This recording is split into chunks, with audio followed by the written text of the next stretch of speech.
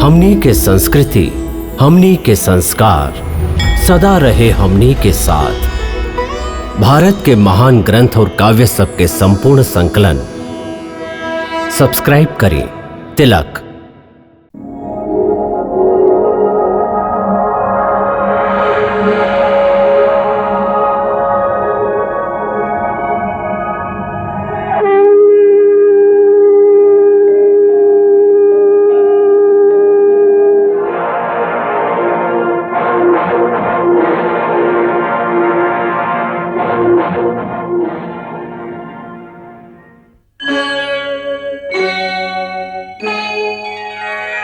कृष्णा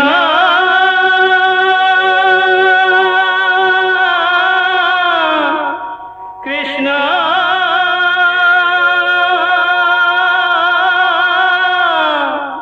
हरे कृष्णा हरे हरे।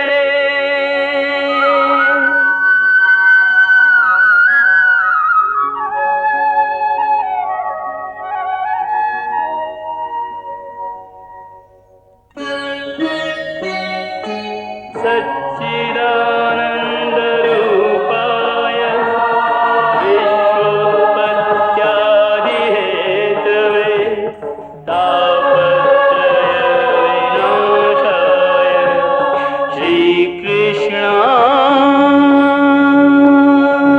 वयं नमः।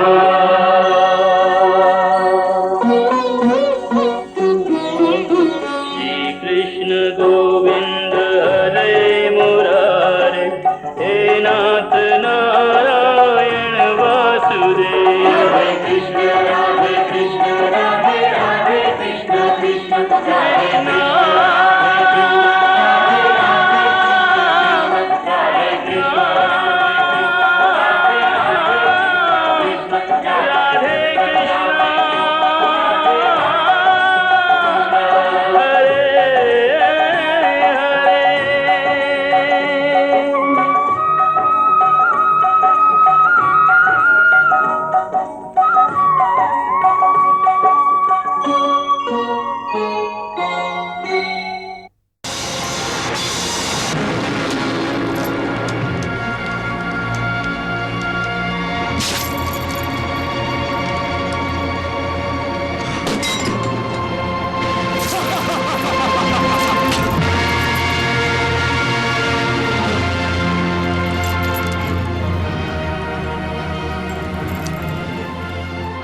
तू कौनते हवा, तू पांडव हवा और पांचों पांडव तुहार भाई हवा। हम आपके झोली में आपके 4 पुत्रन के जीवन डालत हई। हम आपके वचन देत हई कि अर्जुन के छोड़ के दूसर कौनो पांडव के हम वध ना करब। ए सूत पुत्र का युद्ध भी करना भुला गईला तू?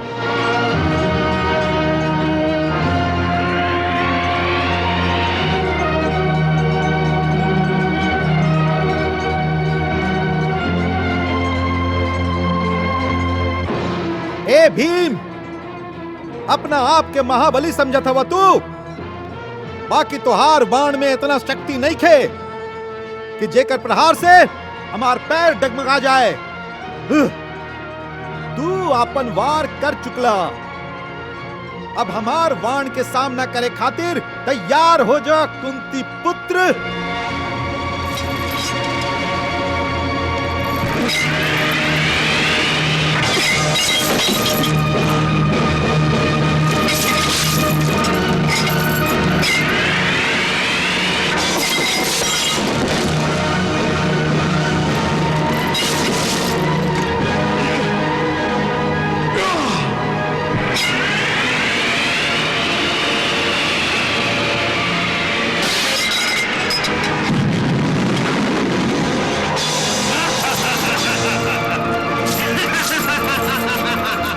पार्थ, भीम भैया और कर्ण में युद्ध हो रहा बा।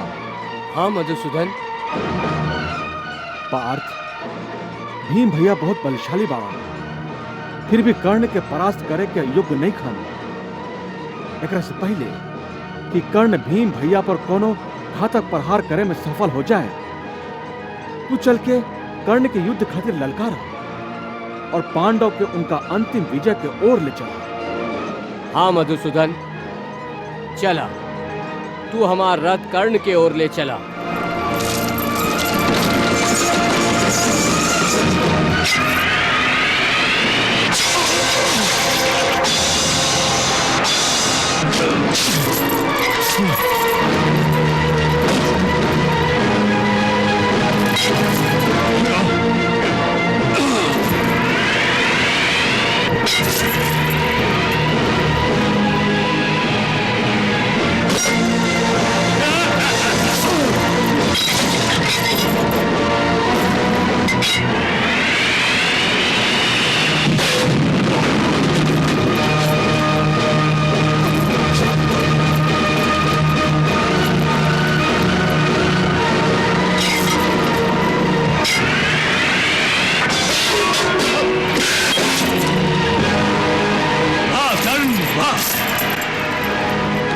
केशव, लागता कि भीम भैया संकट में बाड़न।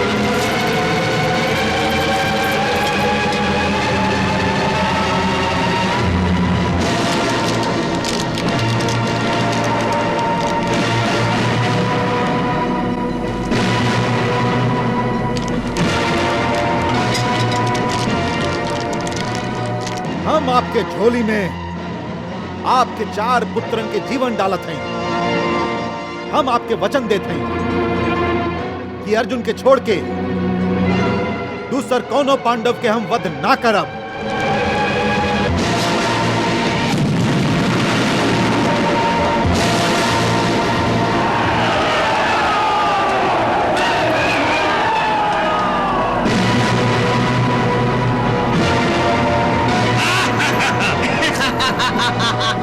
देखला भगीना, बुद्धि के शत्रु।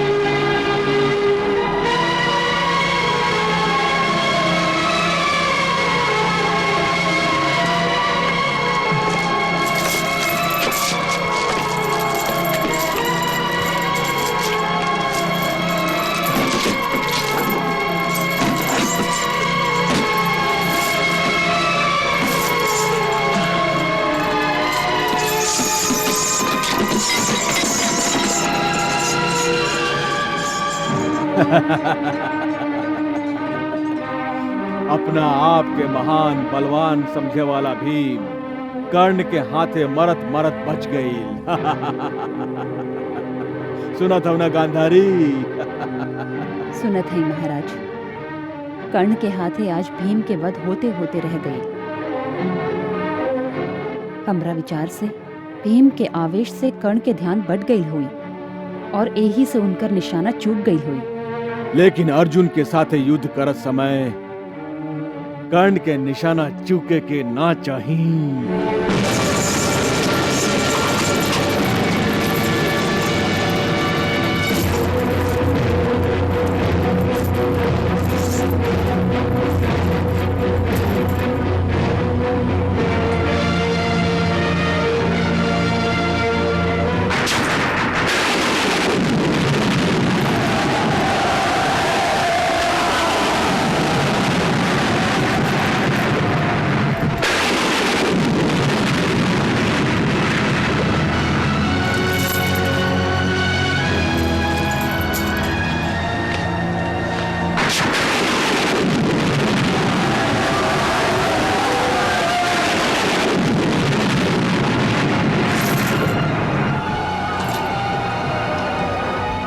भगीना, कहीं अर्जुन और अंगराज कर्ण आमने सामने तो नहीं आ गईलन?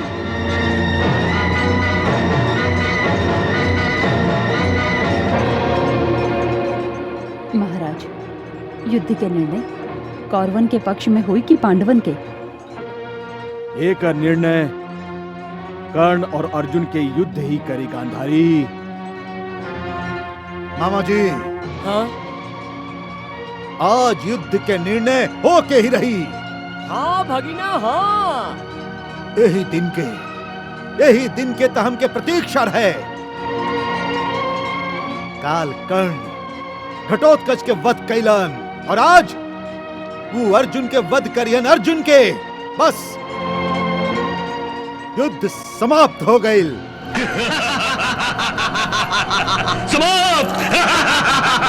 पार्थ, आज तुम्हारा सामने कौरव सेनापति के रूप में ना तो भीष्म पितामह हवन और ना ही गुरु द्रोणाचार्य हवन,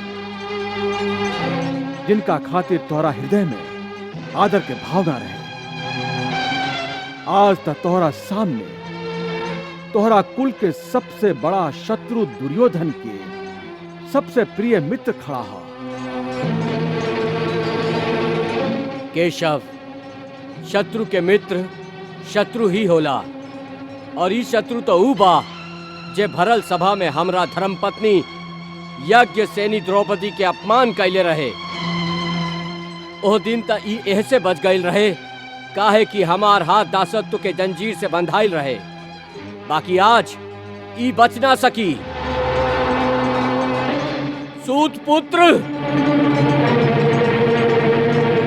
ए सूत पुत्र, तू तो हमरा पीछे बड़ा ढिंडोरा पीटत रहा कि तू हमरा से युद्ध करे खातिर तड़पत रहा, तब फिर आज तक हमरा से मुंह चुरा के कहवा बैठल रहा?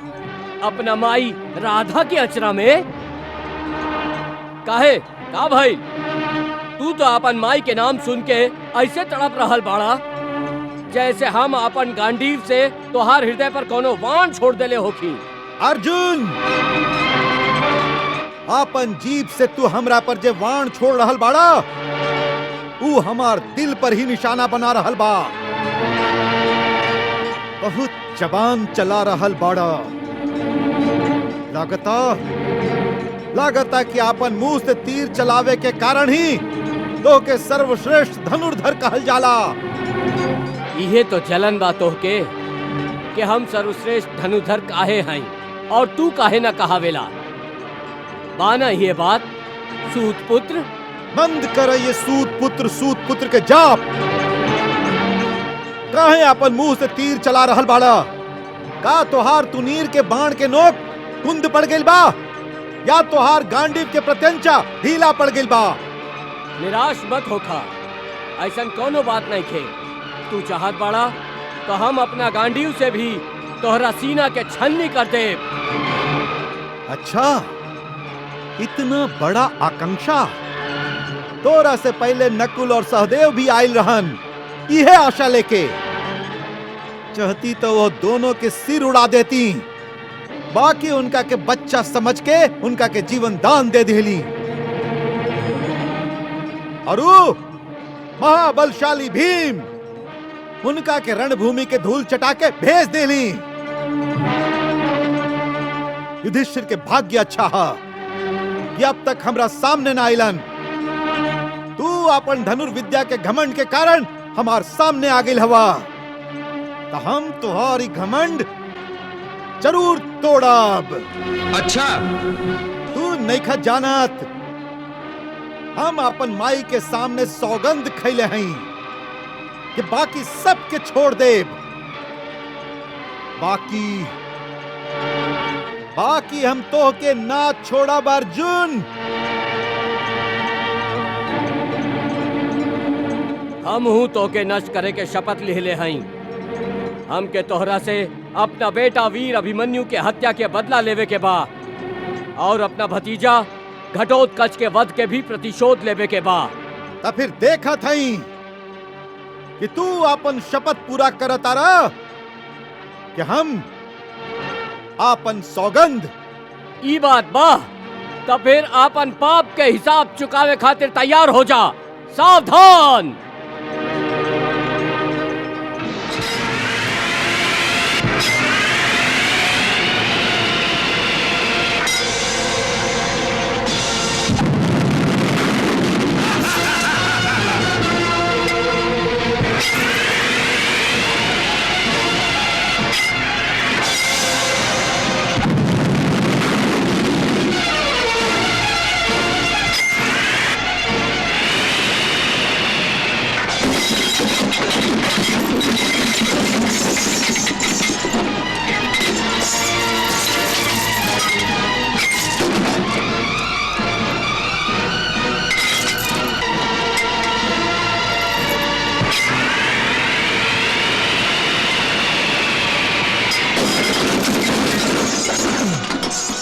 वाह वाह कर्ण वाह।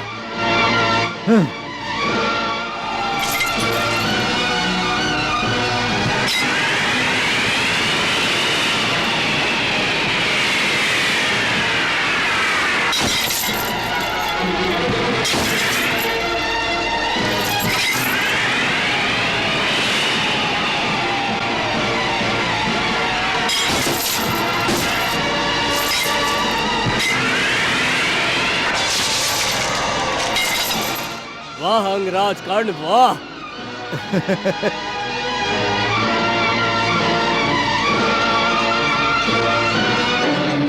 सूत पुत्र। सारथी के वाण लागल और घायल तू हो गईला।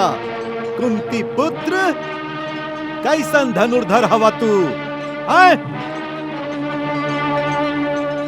अपन सारथी के रक्षा भी करे ना आवेला तोहरा और अपना आप के सर्वश्रेष्ठ धनुर्धर समझत हवा। और जब अपन सारथी के रक्षा ना कर सका तो स्वयं अपन रक्षा का करबा तू।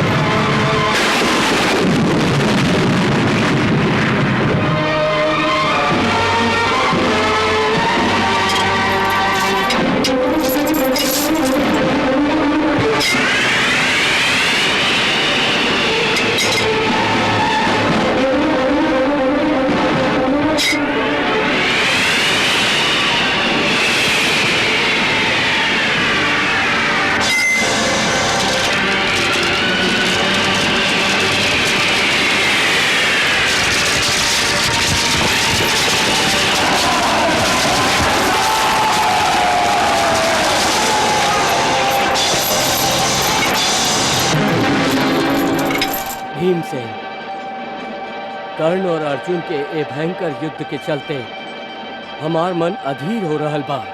धीरज खोवे के कोनो जरूरत नहीं खे बड़का भैया। जब वासुदेव श्री कृष्ण अर्जुन के साथ हमें, तो अकेला अर्जुन ही पूरा कौरव सेना खातिर भारी बाड़न। तोहार विचार बिल्कुल ठीक बा भीमसेन।